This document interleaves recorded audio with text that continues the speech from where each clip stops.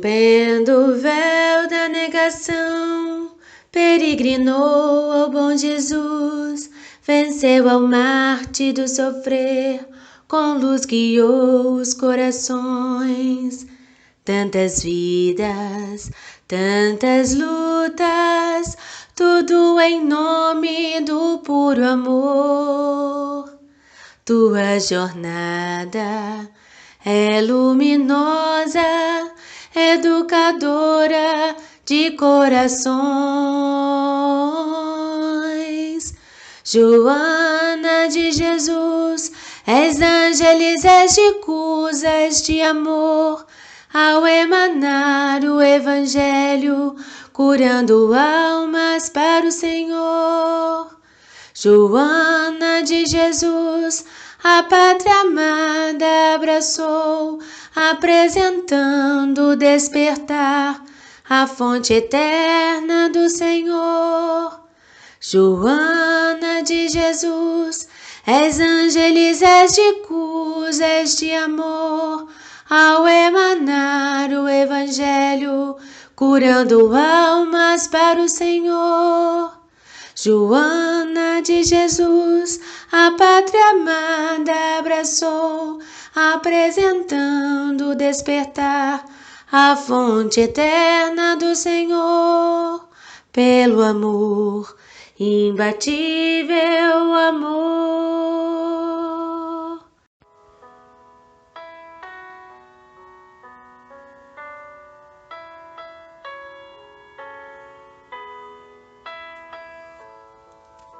Mestre Divino, buscar a Tua presença é o querer latente em nós de transformação.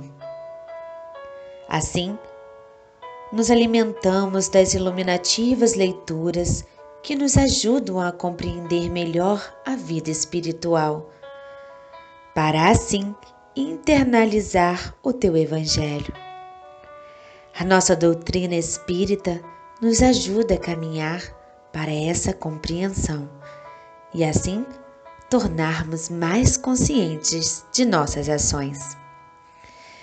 Aqui estamos, Senhor, reunidos em vosso santo nome, ó iluminado de Deus, para aprimorarmos nossos conhecimentos, como também nos aproximar mais e mais de sermos um homem de bem. Pedimos, Senhor, que permaneça conosco, nos abençoando nesse estudo, como também que ilumine a nossa irmã responsável a ministrar a palavra de hoje. Te amamos, Senhor. Que assim seja.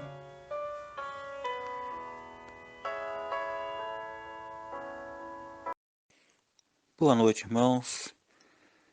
O versículo dessa noite está em Salmos capítulo 37, versículo 23 ao 25. O Senhor firma os passos do homem bom e se agrada do seu caminho. Se cair, não ficará prostrado, porque o Senhor o segura pela mão. Fui moço e agora sou velho, porém jamais vi o justo desamparado, nem a sua descendência a mendigar pão. Que assim seja. Boa noite, irmãos. Vamos então dar prosseguimento ao nosso estudo do Livro dos Espíritos, lembrando sempre a importância que eu falo todos os nossos encontros, de estarmos acompanhando juntamente com o livro, para facilitar a compreensão e também possíveis comentários, dúvidas. E fechando também, né, relembrando aqui, né, para vocês ficarem à vontade, para estar fazendo perguntas aqui no chat, desde o começo, em qualquer horário, né? Eu gosto, Daiane também gosta, de deixar esse espaço para pergunta durante o estudo, justamente porque, às vezes, de uma questão para outra, o assunto muda-se, né? Então, vamos dar continuidade aqui ao nosso estudo. Estamos no segundo capítulo do segundo livro. Sabemos que o livro dos Espíritos é dividido em 4 partes. Alguns falam partes, outros falam livros, né? Então, estamos na segunda parte, no capítulo 2, no item que vai trabalhar sobre o materialismo, questão 147. Para a gente entender um pouco mais sobre essa questão do materialismo, eu vou ler aqui a definição que está no dicionário dessa palavra, materialismo. Sistema que sustenta que a matéria é a única realidade do universo e que todas as atividades são realmente da matéria, mas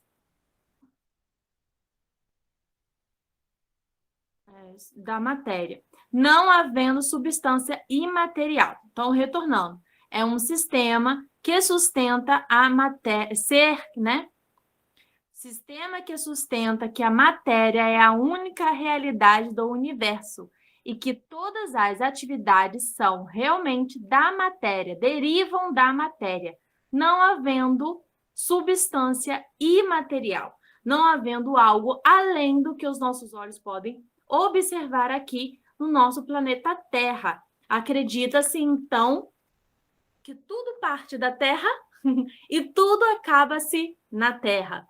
Não acredito ali na imortalidade da alma, na sobrevivência do espírito, na vida anterior à encarnação, né, ao nascimento, e nem a existência de uma vida após a desencarnação. Então, essa toda vez que o livro dos Espíritos, que no Pentateuco inteiro, né, for citar o materialismo, é em cima dessa crença. Porque às vezes a gente fala, a pessoa é muito materialista, mas querendo dizer que essa pessoa é consumista, sabe? Então, tem-se essa diferença. Então, questão 147 pergunta assim: por que os anatomistas, os fisiologistas e, em geral, aqueles que se aprofundam nas ciências naturais são, com frequência, levados ao materialismo? Ou seja, por que essas pessoas, esses cientistas, né, que investigam justamente toda a criação, por que eles tendem a cair no materialismo? Por que eles tendem a achar que tudo parte da matéria e acaba com a matéria, aqui neste mundo somente? Os espíritos respondem: o fisiologista narra tudo aquilo que vê. Orgulho dos homens que creem tudo saber e não admitem que alguma coisa possa ultrapassar os seus conhecimentos. Sua própria ciência os torna presunçosos. Pensam que a natureza não pode lhes ocultar nada. É a autossuficiência do homem, né? Homem que eu digo em geral, de achar, de deduzir, de acreditar que eles conseguem descobrir todas as coisas. Que a natureza não pode ali lhes ocultar alguma coisa. Já que eles estão em investigação, como que algo que não tem vida para eles, né? Como que uma matéria inerte ali poderia esconder algum segredo? Lembrando também que os parâmetros que esses cientistas utilizam são parâmetros, ferramentas, instrumentos materiais. Então, com todo o sistema que eles impõem ali em suas investigações, sistemas materialistas, eles realmente não têm como alcançar algo além aqui da matéria. Allan Kardec conseguiu, né, codificar o espiritismo e comprovar a existência dos espíritos porque ele partiu de uma outra metodologia. Ele não foi para um laboratório fazer experimentos, né? Ele foi fazer experimentos com o lidar com as manifestações que estavam ocorrendo. Ele foi atrás ali, certo? E aqui na questão 799 é importante estarmos lendo-a para complementar.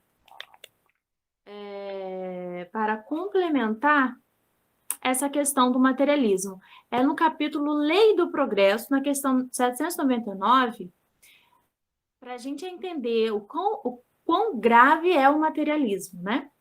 Allan Kardec pergunta: de que maneira o espiritismo pode contribuir para o progresso? Os espíritos respondem: destruindo o materialismo, que é uma chaga da sociedade. Ele faz os homens compreenderem onde está o seu verdadeiro interesse. A vida futura, não estando mais velada pela dúvida, o homem compreenderá melhor que ele pode assegurar seu futuro pelo presente. Destruindo os preconceitos de seitas, de caça e de cor, ele ensina aos homens a grande solidariedade que deve uni-los como irmãos.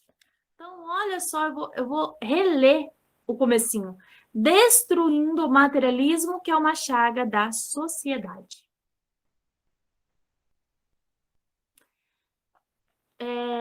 E o materialismo não é somente, porque aqui está falando, né? A partir do momento que se descobre a realidade espiritual, muda-se. Mas, na verdade, muitos de nós temos um materialismo ali ocultado, certo? A nossa crença, muitas das vezes, está envolvida também, nossa crença religiosa está também envolvida com uma parcela do materialismo. Por quê? A partir do momento que a gente não tem a fé, não acredita ou não aceita passar por provas e expiações, nós estamos caindo no materialismo. Por quê? É acabar não acreditando na ação espiritual, é acabar não acreditando que nós reencarnamos aqui na Terra justamente para passar pela dor, pelo sofrimento, para, enfim, alcançar o progresso por meio dessa depuração. Se a gente não confia nisso, como podemos nos definir como espíritas? Como podemos alegar que a gente acredita nos preceitos espíritas, que vai trabalhar ali a imortalidade da alma, a reencarnação, a individualidade da alma, a comunicação com os espíritos, a pluralidade dos mundos habitados, a existência de Deus. Vai trabalhar tudo isso. Mas se a gente nega os fatos que ocorrem em nossas vidas, os acontecimentos, a gente está caindo no materialismo. Está caindo nessa crença aqui de que eu não mereço passar por isso. Se eu não mereço, quer dizer o quê? Que eu só penso nessa encarnação. Né? Nessa encarnação eu sou tão boa. A gente fala, eu nunca fiz mal a ninguém, por que eu estou passando por isso? Por que eu estou sendo perseguida? Então, nós espíritas mesmos falamos, por que eu estou sendo obsediada se eu nunca fiz mal a ninguém? Falar isso é cair em completa descrença dos preceitos espíritas. É negar as reencarnações passadas. Então, nós temos que prestar muita atenção a respeito das nossas falas, dos nossos sentimentos, dos nossos pensamentos, para não cair em contradição do que eu digo ser. Se eu digo ser espírita, eu tenho que agir como tal. Né? Eu tenho que saber controlar esses meus impulsos rebeldes. Porque às vezes passa pela cabeça. Agora, deixar criar raízes, aí é outra questão. Né? Falha realmente da fé, é falta de fé, é falta de compreensão do espiritismo. Tá? Porque o espiritismo é o consolador prometido. Se não está te consolando, é porque tem alguma coisa errada. É porque está faltando aí ainda um ajuste da sua parte com o espiritismo, né? Então, está faltando compreender mais, os preceitos, está faltando estudar mais o Evangelho, estudar mais o... Só um minutinho aqui.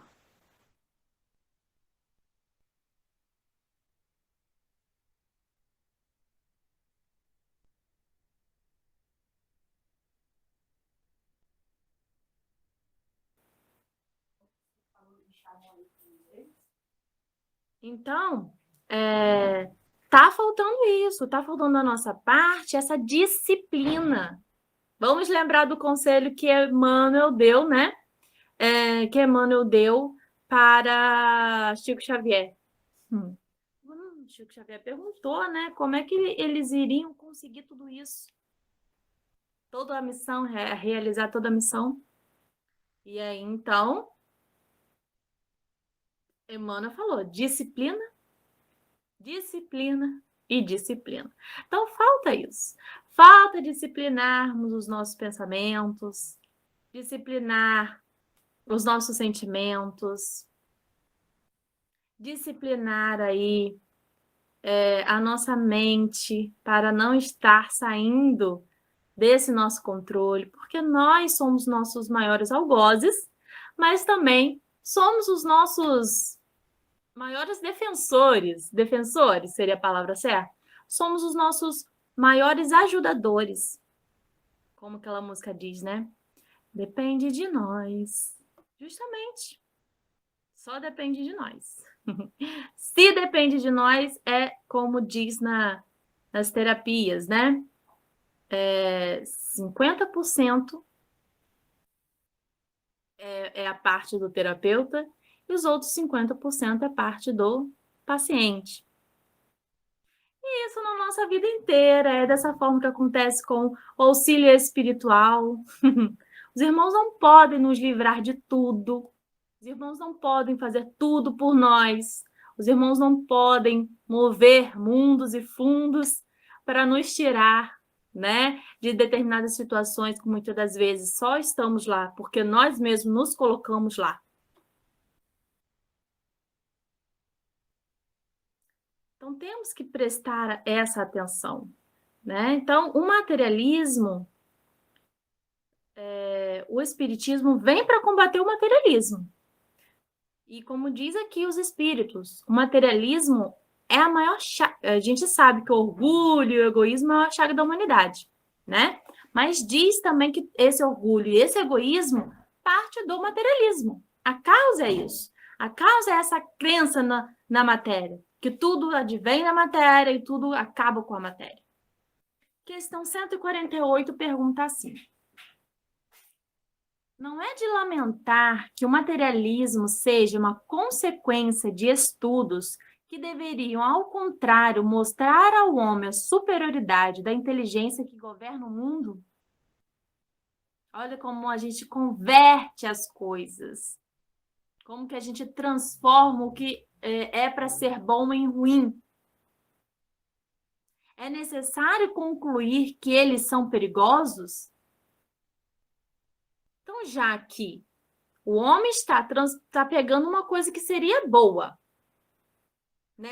boa no sentido de compreender a Deus, compreender a sua criação, compreender o motivo de estarmos aqui na Terra, a fazer essa avaliação para, então, trabalhar no melhor proceder na nossa vivência encarnatória, né?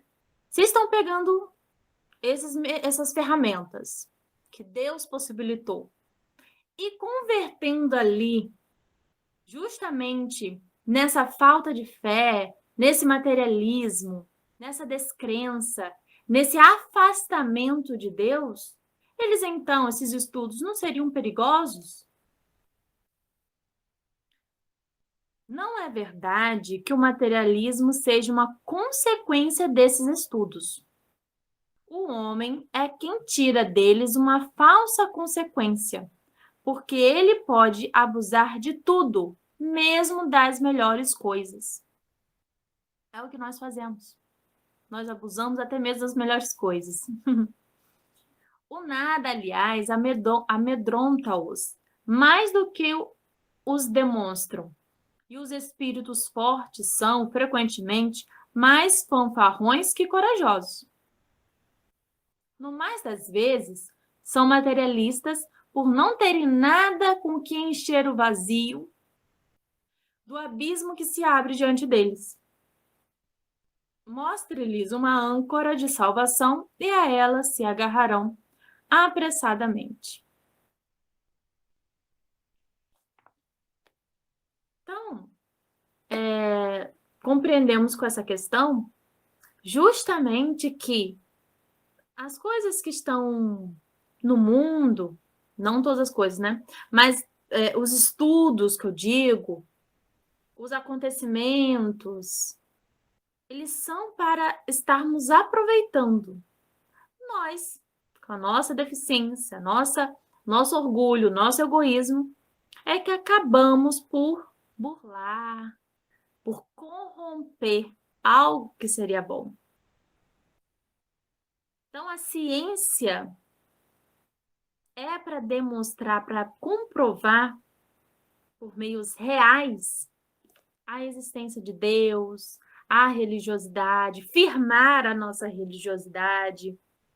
Esse é o compromisso da ciência, né? Além de melhorar a nossa condição de sobrevivência, de vida, né, na Terra, melhorando, possibilitando estarmos tratando a nossa saúde, de estarmos nos dando ali moradias mais seguras e tudo mais. Além disso, do progresso material, a ciência também seria a responsável por firmar a nossa fé, tá? Allan Kardec, então, trabalha mais um pouquinho essa questão, falando assim.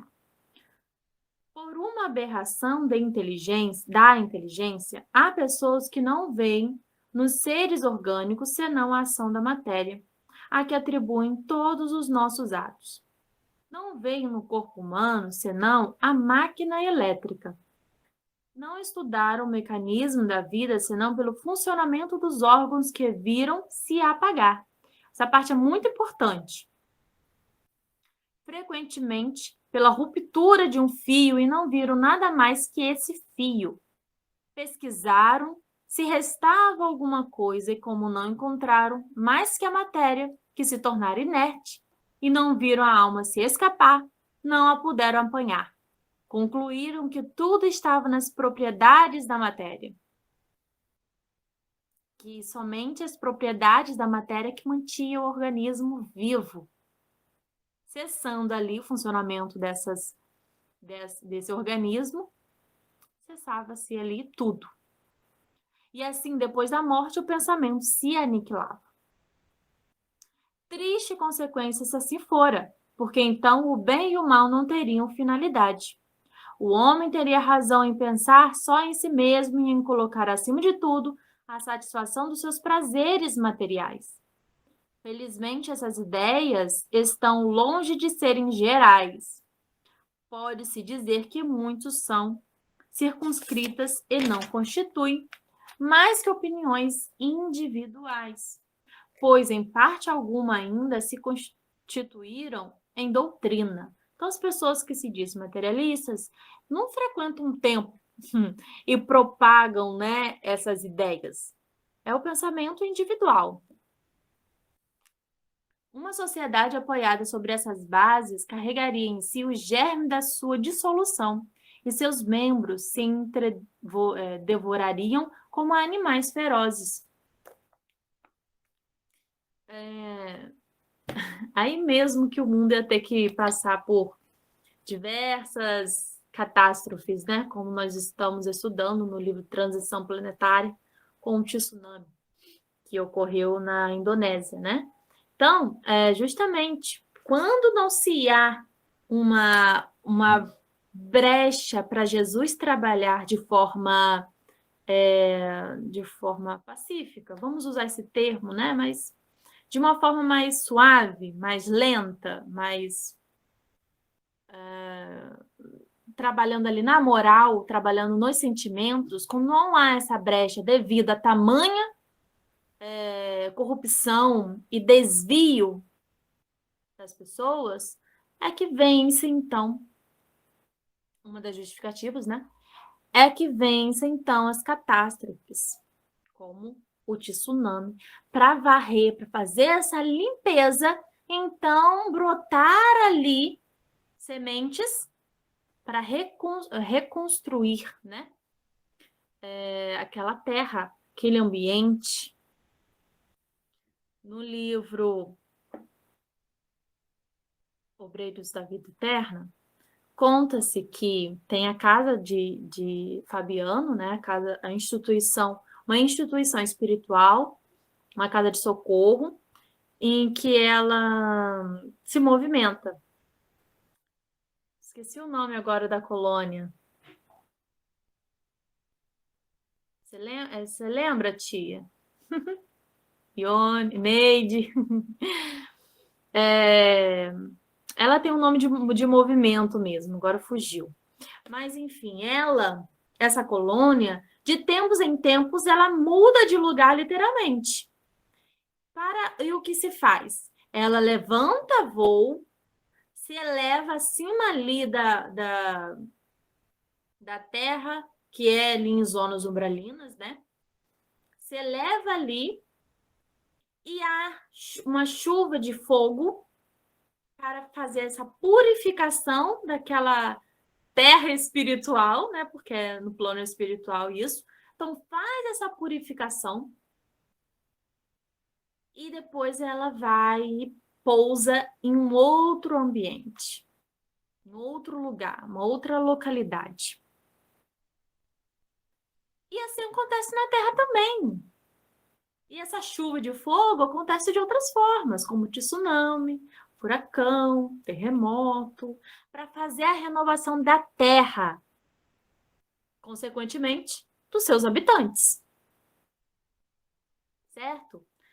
E imagina se assim fosse, se o materialismo se tornasse uma doutrina muito seguida, imagina como nós estaríamos ainda mais, né, longe do progresso espiritual. Estaríamos perdidos, né, pela aquela encarnação. Perdidos entre aspas, né? Acho que vocês me entenderam. Então, continuando. O homem tem instintivamente a convicção de que tudo para ele não se acaba com a vida. Isso é algo inato. Todos nós temos essa intuição. Desde o primórdio, antes de trabalharmos a nossa linguagem, a nossa comunicação, o homem sempre teve esse pensamento inato, né? Assim como a lei de Deus está gravada em nossa consciência. Tem horror ao nada e obstina-se inutilmente contra a ideia do futuro. Quando chega o momento supremo, e são poucos os que não perguntam o que vai ser deles, porque a ideia de deixar a vida para não mais retornar tem qualquer coisa de dolorosa. Então, mesmo aqueles que têm essa crença que são materialistas, que são ateus, que não acreditam em Deus, que não acreditam em vida após a morte, seja purgatório, inferno ou colônia espiritual, até nesses momentos em que se aproxima o seu desencarne, tem essas dúvidas, esses questionamentos. Por quê? Ninguém quer deixar de existir, né? Até mesmo aqueles que se suicidam, o pensamento não é deixar de existir. O pensamento é acabar com o sofrimento. É acabar com o sofrimento. E quando chega lá na vida espiritual que vê que o sofrimento não acaba, pelo contrário, se multiplica, cai um arrependimento e um remorso muito triste. Quem poderia, com efeito, encarar com indiferença uma separação absoluta, eterna de tudo aquilo que amou? Quem poderia ver, sem pavor, abrir-se diante de si o abismo imenso do nada, onde virão se dissipar para sempre todas as nossas faculdades, todas as nossas esperanças, e se dizer: o quê? Depois de mim, nada? Nada mais que o vazio, tudo acabado para sempre. Ainda alguns dias e minha lembrança terá se apagado da memória daqueles que me sobreviveram, dos que ficaram. E bem cedo não restará nenhum traço da minha passagem sobre a terra. Esses pensamentos vêm à mente daqueles que não acreditam, né? Como isso pode acontecer? O bem que fiz será esquecido pelos ingratos, e quem eu servi, eu nada para compensar tudo isto. Nenhuma outra perspectiva que aquela do meu corpo roído pelos vermes. Tem até uma passagem de um debate, né, entre casa transitória, isso mesmo, casa transitória de Fabiano. Laura colocou aqui nos comentários. Transitória justamente porque se movimenta, transita de um lugar para o outro. Então, nesse debate que teve, né, nem foi um debate, foi mais uma... foi solicitado o debate, mas foi uma conversa, né, entre Dr. Bezerra de Menezes e um materialista, em que o materialista queria ali colocar em questão o espiritismo, a crença de que existe a vida após a morte, a comunicação com os espíritos, levantando ali alguns termos, alguns pesquisadores que fizeram esses estudos que não chegaram a lugar nenhum para comprovar a existência dos espíritos.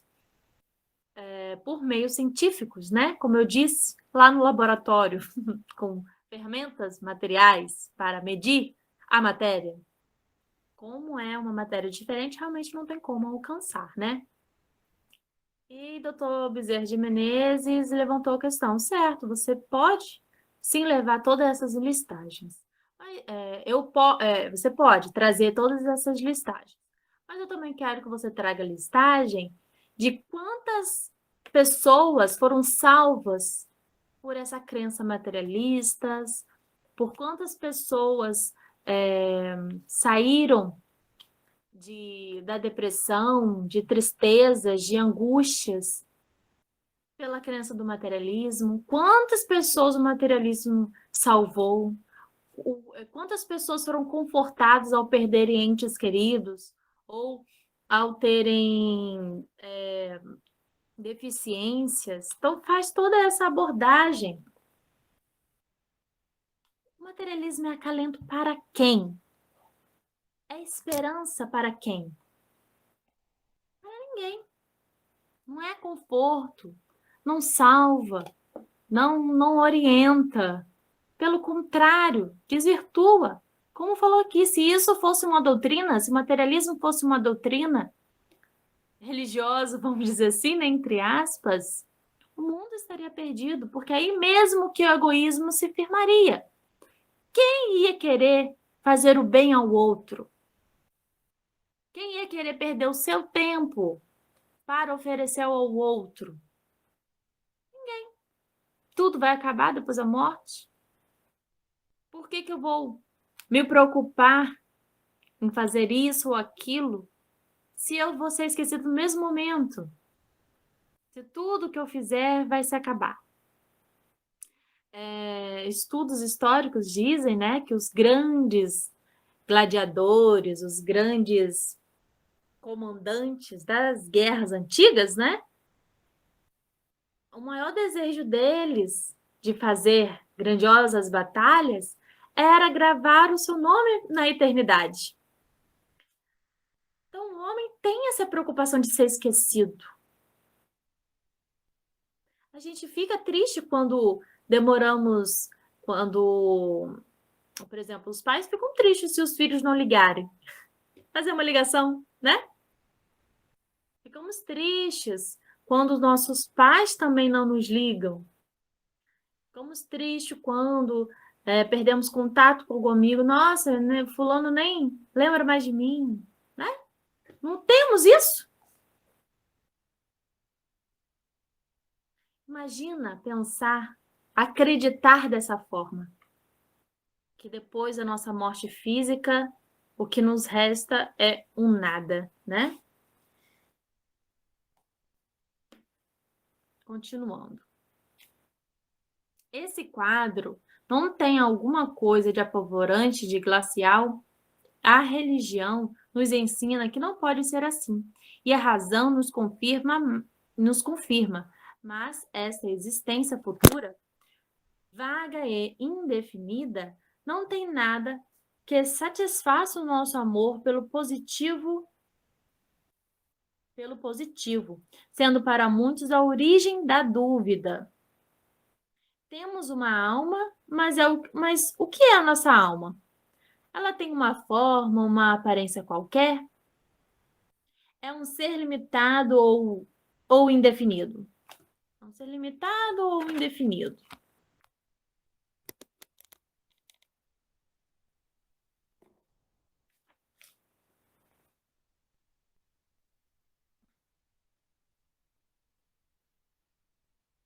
Alguns dizem que é um sopro de Deus, outros que é uma centelha, outros ainda uma parte do grande todo, o princípio da vida e da inteligência. Mas de tudo isto, o que aprendemos? Então, mesmo que eu acredite que não seja materialista, né? E acredite que exista alguma coisa após a morte, eu posso me prender nesses questionamentos. Tudo bem, eu acredito, mas o que é? O que acontece? O que eu me torno ao desencarnar? O que é essa alma? Já aprendemos que a alma é o espírito encarnado. Mas o que acontece com a minha alma quando eu desencarno? Como que as coisas se sucedem? Que nos importa ter uma alma se depois da morte ela se confunde na imensidade como as gotas d'água no oceano? Se referindo aqui à crença de que foi falado antes, né? De que após o desencarne a gente volta para o todo universal, que somos uma centelha divina. A perda da nossa individualidade não é para nós como nada?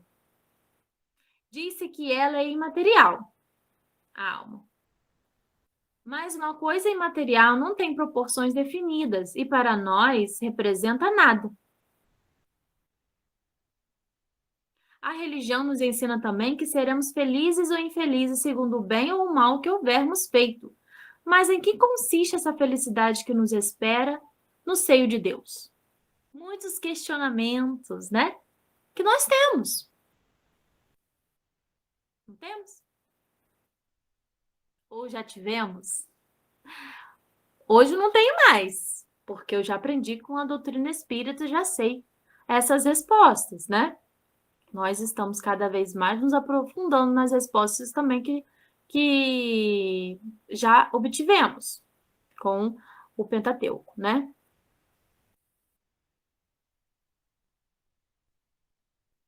É uma beatitude, uma contemplação eterna, sem outra finalidade que cantar louvores ao Criador? Então, eu vou voltar aqui um pouquinho, porque são questões muito importantes para a gente trabalhar. Aqui fala que tem pessoas que acreditam em vida, não em vida, mas que acreditam na existência após a morte. Mas dizem que retornamos ao todo universal, que é a crença do panteísmo. E que dizem que nós somos centelha divina. Tudo é um jogo de palavras. Allan Kardec até vai entrar nesse todo no capítulo posterior, no próximo capítulo, tá? E como a questão da centelha divina também, é uma questão de palavra. Quando eu digo isso, se eu pensar que eu vou perder a minha individualidade, que eu vou retornar ao todo universal perdendo essa minha individualidade, eu sair de Deus e vou voltar para Deus, é uma crença errônea, contrária ao espiritismo, tá? Se eu penso que eu sou uma centelha divina nesse mesmo conceito, também é errado.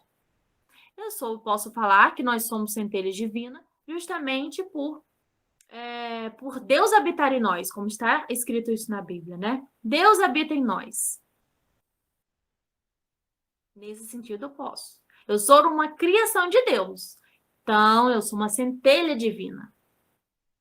Mas, como explica no capítulo 1, dando o exemplo do pintor, né, do quadro. Um pintor pinta um determinado quadro. Aquele quadro não é ele mesmo, é uma criação sua. Então, nós também não somos uma parte, vamos dizer assim, fisicamente falando, não somos uma parte de Deus. Somos uma criação de Deus, somos criaturas. Então, a gente não vai voltar para o todo universal perdendo a nossa individualidade.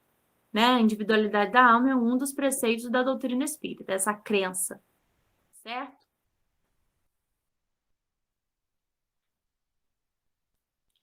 Então, deixa eu retornar aqui outro ponto também muito importante.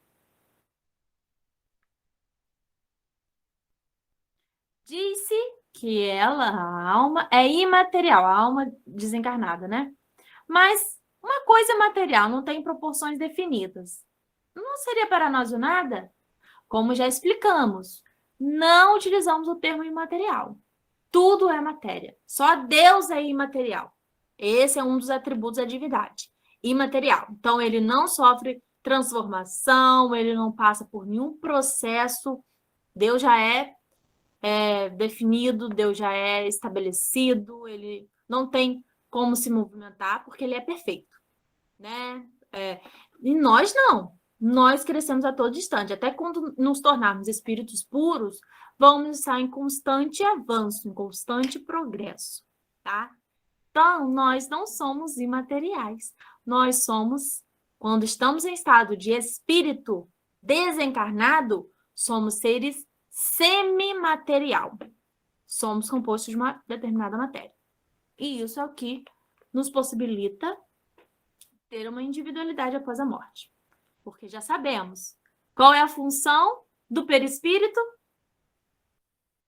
Qual é a função do perispírito? Coloque aí no comentário. Vou aguardar.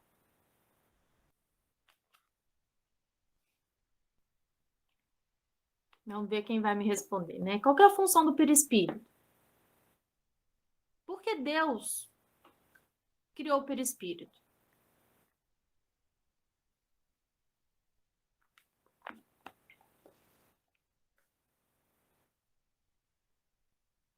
Então, temos sempre que saber utilizar as palavras corretamente para expressar o conceito certo. O conceito certo. Certo? Ok? Allan Kardec, os espíritos sempre falam. Você pode falar desse jeito, desde que... Você pode utilizar esse termo. Desde que você entenda o que é o que não é. Desde que você entenda do que está se falando. Saiba separar, fazer essa divisão. Certo? Então, eu posso falar, nós falamos sempre que somos centelhas divinas. Mas em que sentido? No sentido de que sabemos que Deus habita em nós. No sentido que somos ali criaturas de Deus, que fomos criados à sua imagem e semelhança. Mas não que vamos voltar para Deus.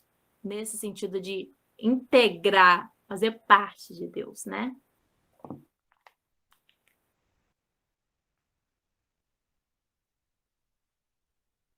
Então, o que fala, né? A religião nos ensina também que seremos felizes ou infelizes segundo o bem ou o mal que houvermos feito. Mas em que consiste essa felicidade que nos espera no seio de Deus? Seria que uma contemplação eterna, cantando louvores? Tem religiões que pensam dessa forma, né? Separando ali entre céu, purgatório e inferno, onde o céu, sempre a imagem que ilustra o céu, são anjos cantando, louvando, orando. Somente isso. Qual seria a utilidade de viver a eternidade nessa contemplação?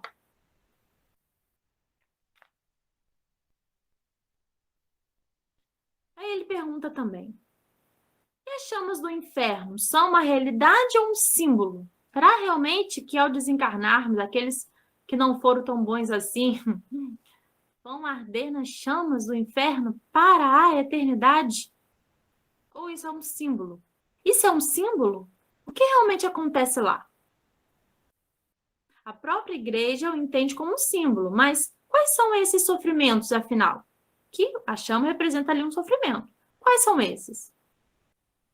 Onde está o lugar do suplício? Numa palavra, o que se faz, o que se vê neste mundo que nos espera a todos? O que nos espera após a nossa desencarnação? Como podemos ter definido em nossa mente o nosso futuro espiritual? Não definido porque a gente não sabe o que vai acontecer, né? Mas nesse sentido de saber o que nos aguarda. Nós, espíritas, sabemos que, dependendo dos meus atos, eu vou por uma colônia umbralina e ficar em sofrimento do arrependimento, sofrimento da vingança, do remorso, por exemplo, também dos meus apegos à matéria, a minha irresignação, a minha falta de resignação de ter desencarnado, minha não aceitação, tudo isso. Eu vou, então, tudo que me faz prender, me prende a este mundo, me leva para uma colônia umbralina. Não preciso ser uma assassina, não preciso ser um malfeitor, né? Para ir para uma colônia umbralina. Tá? É mais comum do que a gente pensa ir para uma colônia umbralina. Tanto que há divisões, né? Pessoas que foram muito sensuais, se deteram muito na sensualidade do corpo, vão para uma determinada colônia umbralina, onde essas pessoas são atraídas pela consciência, pela força do pensamento, porque pensam iguais. Então, são atraídas automaticamente para essas regiões. E assim se formam aldeias, núcleos, cidades com o mesmo perfil. Como sabemos que existe o Vale dos Suicidas, onde pessoas que se suicidam vão para lá automaticamente, porque são atraídas pelo mesmo pensamento, pela mesma consequência do sofrimento, certo? Pensam iguais, vão para esses são atraídos para esses lugares. Pessoa, e assim, uma infinidade, né? Então, vamos ficar atentos, porque é mais fácil a gente ir para uma colônia umbralina, dependendo da nossa crença religiosa, do que não. Então, continuando.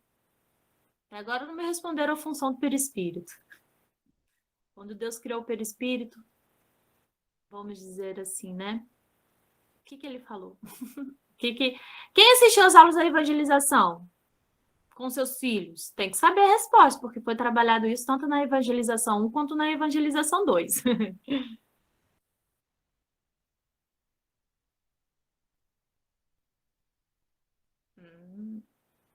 Então, aqui, né? Numa palavra, tá, já disse.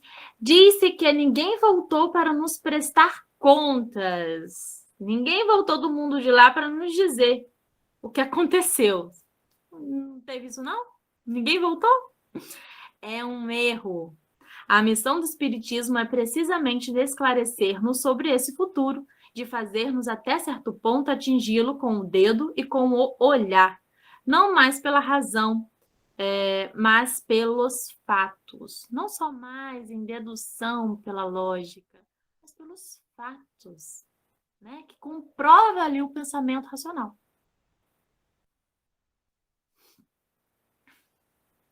Graças às comunicações espíritas, isto não é mais uma presunção, uma probabilidade sobre a qual cada um entende a sua vontade, que os poetas embelezam suas ficções ou semeiam imagens alegóricas que nos enganam.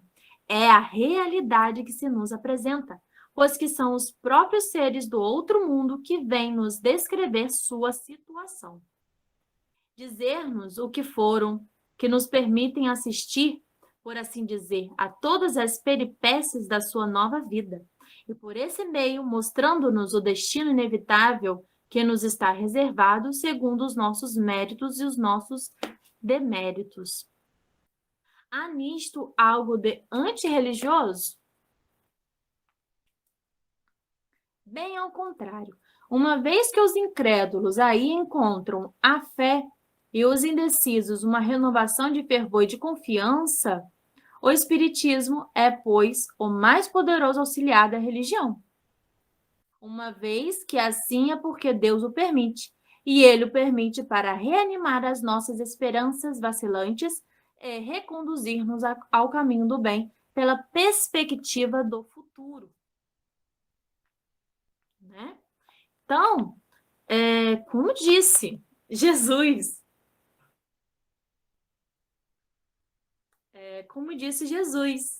enviarei o Consolador prometido. Justamente, o Espiritismo é isso, é o Consolador. Então, se você está passando por dor e sofrimento e não se sente consolada, confortada pelo Espiritismo, é porque você ainda não se abriu para a crença, tá? É porque você ainda não confia nisso. Você ainda está presa a outros preceitos religiosos, a outros preceitos materialistas. Uma coisa é a gente, por exemplo, perdi um ente querido. Uma coisa é você sofrer por saudade. Uma coisa é você sentir a falta, é você lembrar naqueles momentos, nossa, fulano poderia estar aqui comigo, compartilhando desse momento. Outra coisa é você não aceitar, é você cair naquele sofrimento perpétuo, é você viver em luto, é você se tornar interiormente revoltada contra Deus por ter permitido que isso aconteça, né? Deus é muito justo. Se a gente não acredita na justiça de Deus, que conclusão podemos tirar disso? Se eu não acredito na justiça e na bondade divina, o que podemos fazer? O que os espíritos benfeitores podem fazer por nós? Não tem mais o que fazer. Então, essa é a nossa parte. Esses são os nossos 50%. Então, estão falando aqui, né? É que o perispírito é envoltório semimaterial que une o espírito ao corpo. Arquivo de nossas vivências. O perispírito, vamos lá. Tudo isso sim, mas há uma resposta mais direta mesmo, né, ao assunto aqui que a gente tratou. O perispírito é o que permite o espírito se manifestar. Então, quando Deus criou o perispírito, foi com essa proposta. O espírito não tinha como se manifestar, porque não tinha um corpo. Deus, então, criou o perispírito para possibilitar o espírito se manifestar, pensar, tá? Agir com o seu pensamento, com a sua individualidade. Como aqui Allan Kardec colocou.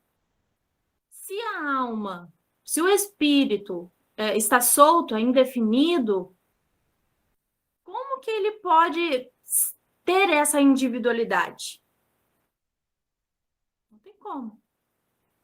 Então, o perispírito vem para promover essa individualidade. Vem para promover o espírito se manifestar por meio do exercício do seu pensamento. Praticando o que pensa. Botando em prática a sua inteligência. Certo? Então, lá eu estou falando. O perispírito é o laço que une a matéria ao corpo, prende o espírito. É o agente das sensações exteriores. Agente, ação, manifestação. Então, isso tudo é a função do perispírito enquanto estamos encarnados, certo? O perispírito, sim, é o responsável por unir o nosso espírito ao nosso corpo material. Mas quando a gente desencarna, a gente continua com o nosso perispírito. Ele continua trabalhando, continua existindo o perispírito, né? Então, nós temos uma aparência no plano espiritual justamente por termos o perispírito. Se não tivermos o perispírito na espiritualidade, não vamos ter aparência, ninguém vai nos ver. Os espíritos não vão se ver, os médiuns não vão ver o espírito, os médiuns videntes não vão ver. Se não tiver perispírito, não tem como ver, tá? Então é isso. O perispírito é o que molda o espírito, tá? Isso aí. É o agente, é a ação, é a manifestação, o que promove tudo isso. E é no perispírito que fica guardado todas as nossas personalidades, todas as nossas bagagens espirituais. Fica tudo registrado ali. O perispírito é o que promove ali também a separação com o corpo, cortado ali o laço fluídico, porque sabemos que o laço fluídico é a extensão do perispírito. Não é uma quarta coisa, tá? É o próprio perispírito que faz ali esse laço fluídico quando a gente está em sono, em desdobramento, nosso perispírito. O certo era falar perispírito, mas a gente fala espírito, né? O nosso perispírito vai para colônias umbralinas e o cordão fluídico continua ali conectado ao nosso corpo. Se aquele laço for rompido ali, então o espírito não tem mais como habitar a matéria, certo? Alguém quer fazer algum comentário, alguma pergunta? O estudo do perispírito é muito interessante. Eu gosto muito de ler sobre o perispírito, né? Pois sabemos que ele, como falamos, ele é semimaterial. E a matéria dele é plástica, então se molda, se transforma, se expande, se deforma, tudo de acordo com o que realizamos em vida. E na espiritualidade também, tá? Eu posso ir piorando na espiritualidade, dependendo das minhas práticas, porque tem espíritos que ficam ali 100, 1000 anos só se embreando mais ainda no mal. E isso vai promovendo ali deformações cada vez mais. Porque o que ataca, o que vai deformar o perispírito é a nossa consciência. Então, se a minha consciência está nesse desequilíbrio, se a minha consciência está fixa em alguma coisa, se a minha consciência está se observa nesses maus sentimentos, isso vai reproduzir no perispírito. É igual quando a gente que tem as doenças somáticas, né? Que são doenças somáticas. Doenças psicológicas. Então, o meu pensamento, minha mente não está boa e o meu corpo acaba tendo urticária, doenças alérgicas, aí aparece uma bolinha aqui, uma bolinha ali, vai pipocando tudo na pele, e uma diversidade de situações em que você vai ao médico, toma remédio e não soluciona, não vai tratar, porque a causa não é da matéria, a causa é do pensamento, da mente que está adoecida, né? Então, tudo isso é muito necessário entendermos para então tratar, para então agir de acordo, né? Daiane está falando aqui, a cada livro que estudamos, encontramos coisas novas sobre o perispírito. É realmente muito interessante, muito mais funcional do que supomos. Sim. Gente, é incrível a capacidade que o perispírito promove. Ele é que vai dar toda a vida, toda a cor, toda a existência do espírito. Ele que vai dar toda essa movimentação. Eu ia falar outra coisa também sobre a plasticidade do perispírito. Vocês sabiam que claro que vai de caso, cada caso é um caso, dada a necessidade do espírito. Vocês sabiam que, por exemplo, ao reencarnarmos, né, ao estarmos passando, o espírito passar pela fase gestacional, eles podem ficar acoplados ao útero da mãe? Então, o espírito, eu desencarnei adulta, já velhinha. Estou lá na espiritualidade, quero reencarnar. Vou para a fila da reencarnação. Me arranjo, faz um arranjo espiritual ali, um arranjo familiar para eu reencarnar. Mas eu ainda tenho um pensamento muito, muito ligado ao funcionamento de como as coisas acontecem na Terra. Sou muito apegada a como proceder da Terra. O que eu vou precisar? Vou precisar fazer como que se diz o nome? Eu vou fazer ali a acomodação, vou repaginar o perispírito, vou moldular o perispírito como se fosse um feto. E ali é acoplado no útero da mãe. Agora, tem aqueles outros espíritos que não necessitam disso, de regredir, fazer essa regressão física semimaterial, né? Semifísica, vamos falar assim, né? Não há necessidade. Tem aqueles que necessitam regredir até ser um feto, tem aqueles que necessitam regredir até ser criança, tem aqueles que não precisam, tem aqueles que só acompanham ali, tem aqueles que nem acompanham, estão lá trabalhando ainda. Ficam em trabalho até o momento de reencarnar, né? Momentos antes, dias antes, é que chegam junto para poder fazer essa aliança, né? Unir de vez ali o espírito ao corpo, que é quando a mãe dá à luz. E isso está registrado nos livros.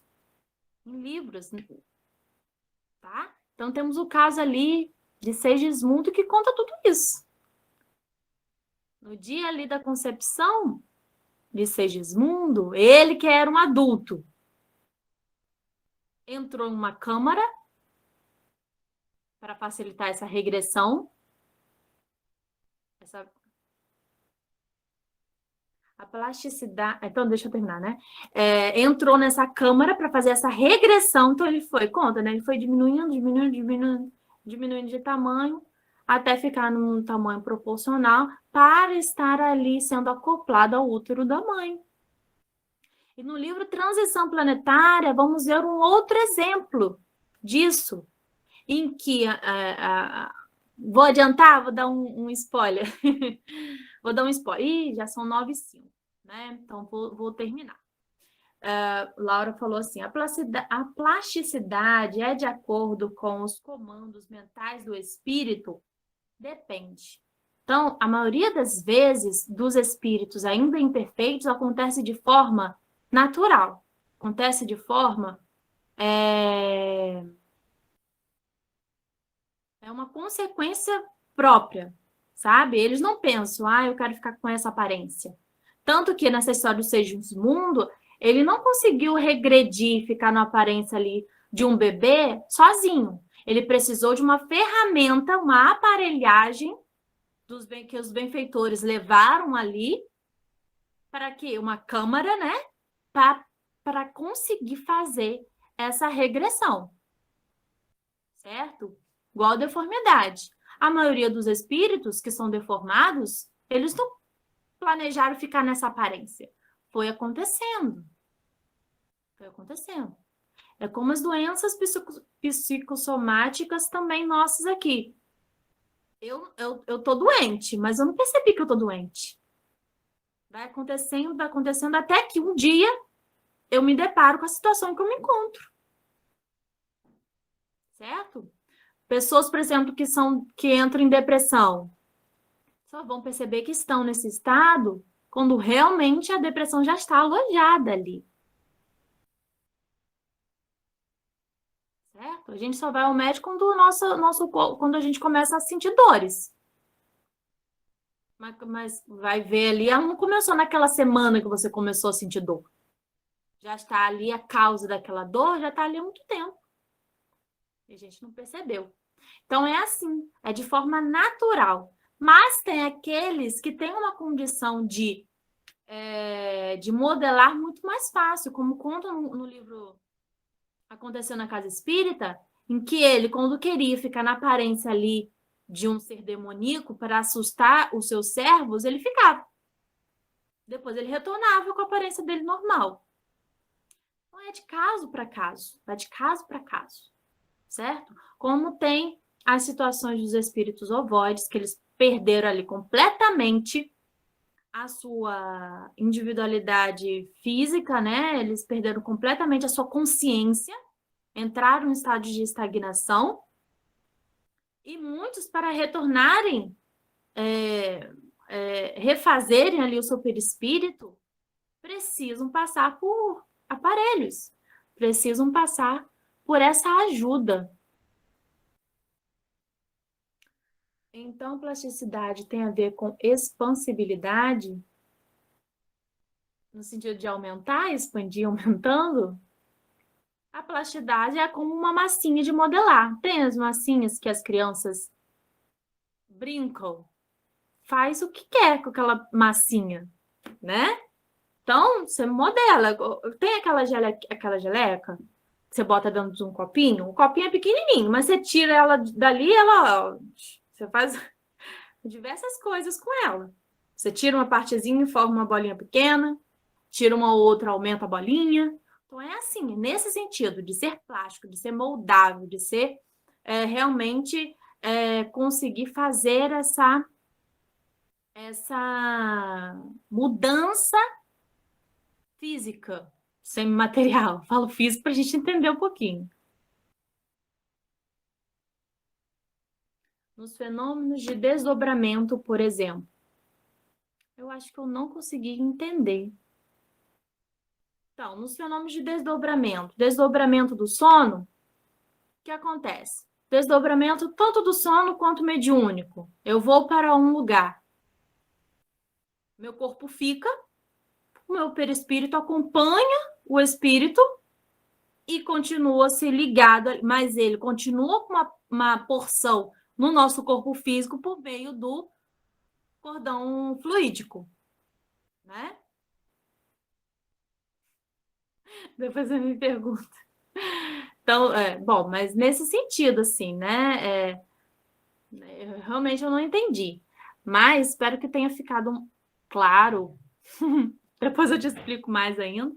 Mas espero que tenha ficado claro sobre essa questão do perispírito.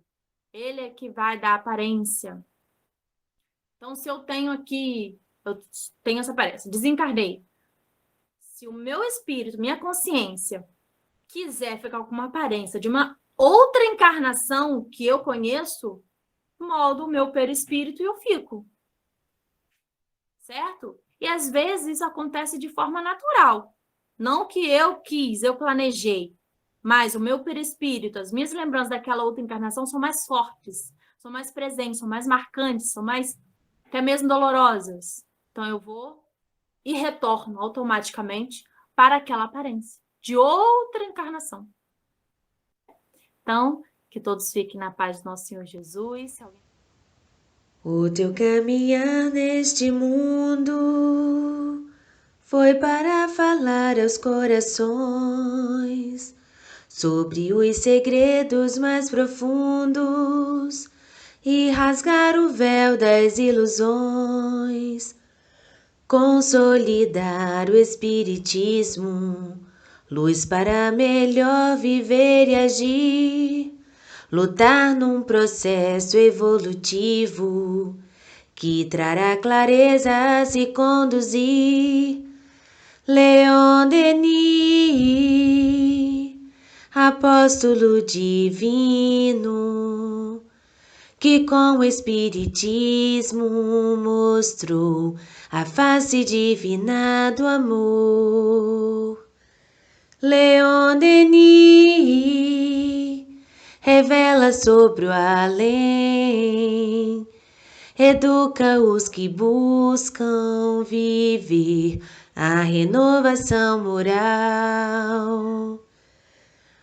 Para frente sempre a seguir, sobre a potência divinal, transformar os passos pueris em ações sublimes e leais, praticar as leis do cristianismo, depurar o passado com a razão, de estarmos no ciclo evolutivo, vencendo nossas más inclinações. Leon Denis, apóstolo divino, que com o Espiritismo mostrou a face divina do amor. Leon Denis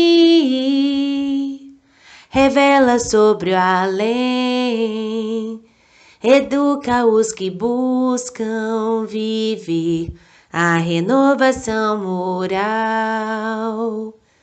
Leon Denis, apóstolo divino, que com o Espiritismo mostrou a face divina do amor. Leon Denis revela sobre o além, educa os que buscam viver a renovação moral.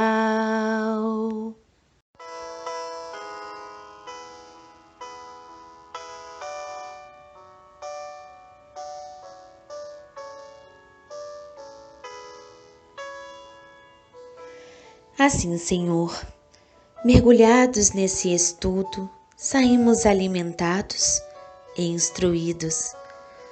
Pois sim, para crer não basta ver, é preciso, sobretudo, compreender. E as escrituras iluminativas do Consolador prometido por Ti, Mestre Divino, nos ajuda a compreender toda a força divina que nos rege. E essa força de puro amor é que nos impele a nos melhorar para que tudo ao nosso redor também melhore, através das lições vividas e aprendidas. Mestre Divino, permaneça em nossa presença para que, com os Teus fluidos abençoados, nos ajude a vencer nossas más inclinações, a não cairmos nas flechadas inflamadas do mundo. Somos cidadãos dos céus e desejamos assim agir.